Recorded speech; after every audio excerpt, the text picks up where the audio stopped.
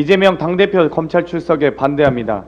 보통 소환을 하더라도 새로운 의혹이 생겼거나 확실한 단서가 발견됐을 때 법원의 승인을 받아 소환을 하는데 원내 제1당 대표를 임의로 출석 요구를 했습니다.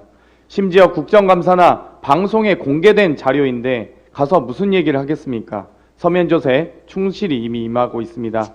검찰의 뻘짓은 윤석열 대통령 표현대로라면 가짜습니다. 오히려 김건희 특검법에 기름을 끼얹는 격입니다. 심지어 한동훈 장관이 김건희 특검법을 원하고 있나 싶을 정도입니다. 반면에 김건희 여사의 비리 주머니는 갈수록 커지고 개수는 늘어나고 있습니다. 그간 도이치모터스 주가 조작에 관여하지 않았다던 김건희 여사는 얼마 전 직접 주식 매입에 개입한 정황이 드러났습니다. 더불어 대선 당시 윤석열 대통령의 거짓말도 함께 드러나고 있습니다.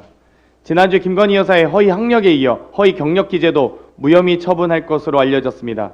오직 김건희 여사에게 향한 모든 수사는 무력화되는 신비한 일이 일어나고 있습니다.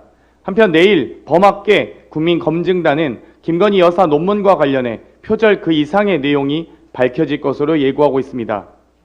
이미 논문을 유지한다는 사실이 충격인데 더한 충격이 발표된다니 그 끝은 어디일지 모르겠습니다. 1982년 당시 전두환 대통령의 처가 관련 부패 사건, 장영자 사건을 기억하실 겁니다. 권력을 등에 업은 금융 사기였던 데다 피해 규모는 초대형으로 단군 이래 최대 사기라는 표현까지 나왔습니다. 정확히 40년이 지난 지금 단군 이래 최대 사건의 타이틀은 주인이 바뀔지도 모르겠습니다. 어쩌면 김건희 사건, 제2의 장영자 사건으로 불리게 될지 모르는 여러 의혹들이 사실이 아니길 바라면서 진실이 낱낱이 밝혀지길 바랍니다. 더 이상 김건희 여사의 비리 보따리를 윤석열 검찰에 맡길 수 없습니다. 김건희 여사와 관련된 보따리를 신주단지 모시듯 지킬 것이 뻔합니다. 법과 원칙, 공정과 상식의 선도, 국민의 인내심도 한계를 넘어서고 있습니다. 윤석열, 김건희 대통령 내외가 대한민국 역사뿐 아니라 경제 상황까지 2022년에서 1982년으로 40년이나 되돌리는 것 같아 걱정입니다.